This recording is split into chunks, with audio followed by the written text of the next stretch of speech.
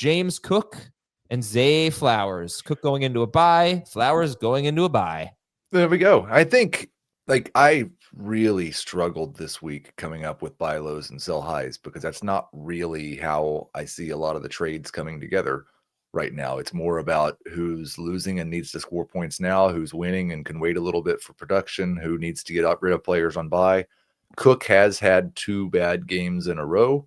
There were a lot of complaints that the usage last week in particular went back towards what we saw in the playoffs last year when the Bills chose to play without their best players on the field, and people concerned that they're going to do that more throughout the year. I can't imagine after losing that game going into a bye as good as Cook was earlier in the year that they'll continue to make that choice as often as they have. I think Cook is a top 12 running back rest of season, and he's had 2 bad games in a row. Zay Flowers, not very productive with Cooper Rush.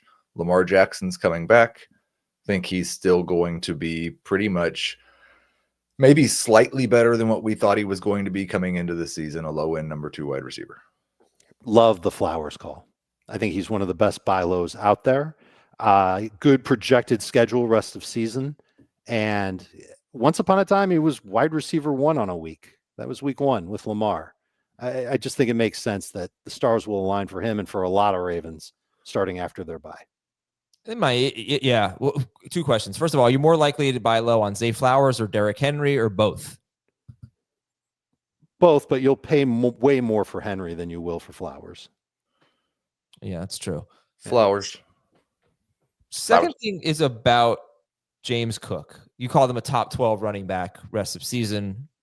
Do you think the possibility of him being, top 5 like he was for those first 4 weeks is still there? Because my concern is 0 catches in his last 2 games. So that's what we don't want to see. He was involved in the passing game in the first 4 weeks of the year in ways that he really wasn't last season. And now 1 target, I think, 0 catches in his last 2 games. So Heath, what are your thoughts on that for James Cook? I think it's really dumb that he has 0 catches in the last 2 games. And I don't like expecting NFL teams to continue to do dumb things. So the first 3, I think that 5 catch game against the Ravens, that was obviously a really weird game for the Bills that we don't expect them to be in a lot of games like that. So 10 catches or 7 catches in his next 3 games, that's probably right. He's probably right. He's probably behind DeAndre Swift in terms of expected catches per game, but not by a lot. Okay. I'll give you guys. I think just based on the narrative, one of you guys alluded to, I think maybe it was Heath, that the usage in the game Monday, that there's already the story that's out there about Sean McDermott talking to Joe Brady about his role and about James Cook's role. And I can't imagine they come out of their bye and it's not back to what it was at the start of the season, to whatever extent, whether it's more involved in the passing game or just more touches in general, more playing time in general. Like, they didn't extend him. They don't do that with that position to go through situations like this. Like, Josh Allen's the MVP of the NFL from 2024. He can still be the NFL MVP. They need James Cook. They don't go anywhere without James Cook, the way that this offense is set up right now. Mm-hmm. All right. Anyway, let's get to Jamie's buy lows. A couple of injured guys, Bowers and Irving. How confident are you in them being back, 1, soon, and being back to B, being awesome? The latter certainly is more easy to, I think, expect because of who they are and what they've shown us in their limited time in the league. And certainly in the case of Irving, what this offense looks like. Like, you want clearly pieces of Tampa Bay's offense. And I think Irving was fantastic at the start of the season. I think he'll be fantastic once again. Maybe there's a little bit more of a split with Rashad White based on what White has done, but I certainly would be looking to, take the risk. And the same thing with Bowers. Bowers, I think you just got to understand that you're not getting him until the earliest week 9 because they have a bye in week 8. So if he doesn't play this week, it's a 2-week window. But that's what you're preying on. You're looking at the Bowers manager and the Irving manager and saying, okay, you don't have these guys right now. You're clearly trying to acquire these players if you're in a position of strength, meaning that your team is in a good spot with its record, and hoping that those teams are not. So I think in the case of Bowers, depending on what tight end you have, there are easy options to pivot to off the waiver wire. Now, clearly, the Bowers manager has those same options as well. But if you're packaging something with that tight end to get somebody like Bowers, to hopefully allow that manager to get through the next couple of weeks that they wouldn't have Bowers anyway, or at least the rest of the season. So I think it's the same thing like Heath is doing with the guys on buys. You're looking at these teams that don't have these players and trying to give them something that will help them while obviously helping you down the stretch run. Mm-hmm. Yeah, I was helping two friends they're in the same league, and I was helping both of them with a trade that they were making amongst each other. And one of them was giving that's not collusion at all. Yeah, it was weird. It was weird because one of them was like, hey, should I make this trade? And the other one got the trade proposal, was like, hey, should I accept this trade? But it was getting Bucky Irving for either Rico Dowdle and Chris Olave or DeAndre Swift and Chris Olave. Wow. And I thought it worked for both of them. I said I would take Swift over Dowdle. But, it's kind of a lot to give up Swift and Olave for Bucky Irving. But if this guy's got a good team, right, and he's consolidating to have an incredible team, basically. But would you do that with either of those? Would you give up Olave and Dowdle or Olave and Swift for Bucky Irving? Yes. I think you're overpaying. Okay. Jamie says yes. Dave says you're overpaying. I mean, Dowdle's window could close any moment. And Olave has been solid, but I don't think the way we rank him every week is not slam dunk must start player. Like, you're getting what was a top 10 running back at the start of the season, what proved to be a top 10 running back, was a top 10 running back situation. If he's the guy, which I don't imagine that he's not going to be the guy.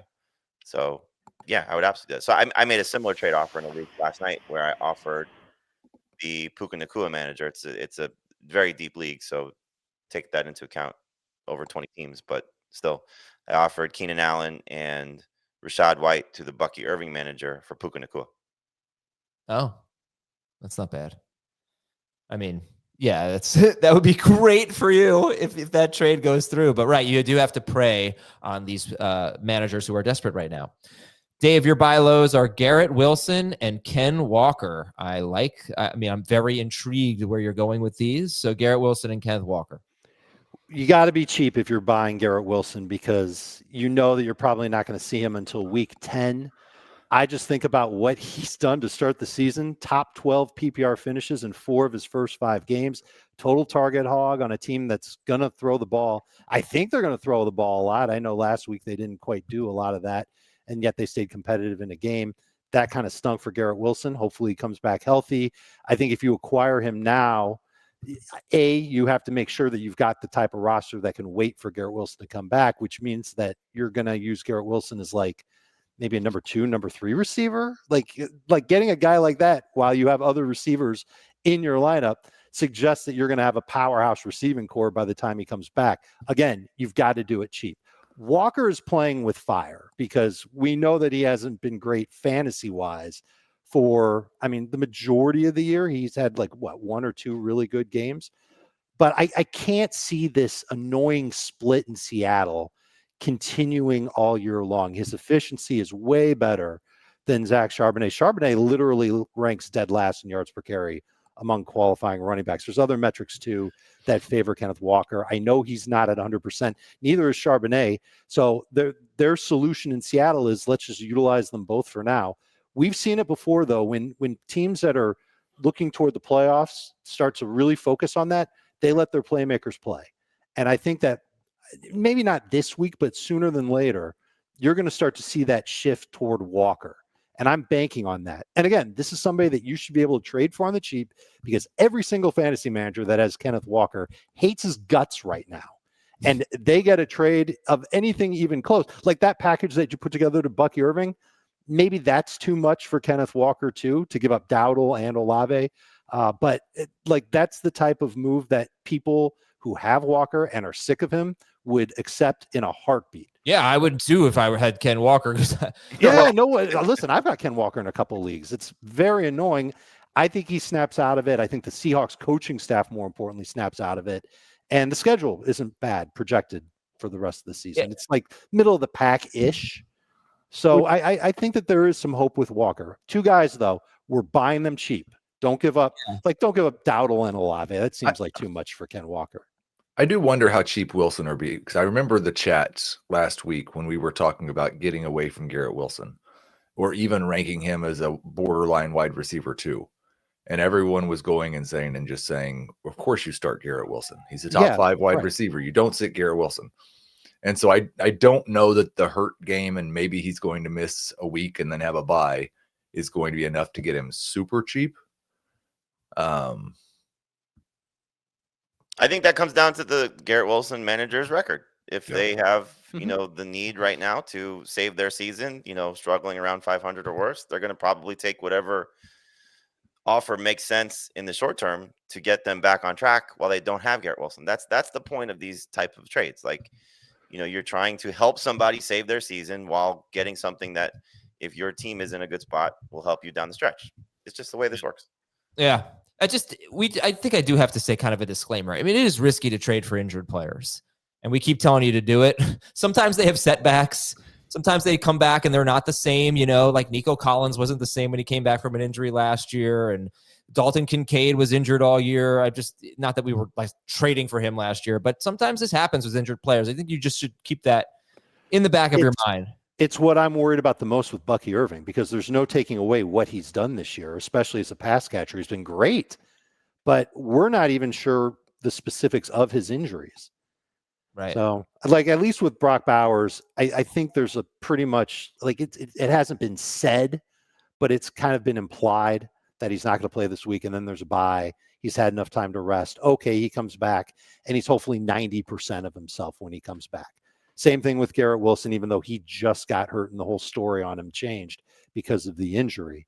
Hopefully 3 weeks off will help his knee feel a lot better, and he goes back to being himself. You're right. There is risk involved in there, but that's why you're not paying what their values were earlier in the season. We were taking Brock Bowers in round 2. Garrett Wilson was round 3, 4, somewhere in that range. And now you're acquiring them at a much cheaper price. So it's all big body, especially with Bucky. Bucky was a round 2 pick. I don't think anybody's getting a round 2 value for him now. Heath, you did that with your Brian Thomas and CeeDee Lamb trade, and you got a week and a half of good production out of Thomas. Like, how do you feel now that he's back? That Lamb. Yeah, I don't think that worked. Yeah. But I'm not sure it would have worked if I'd have kept CeeDee Lamb.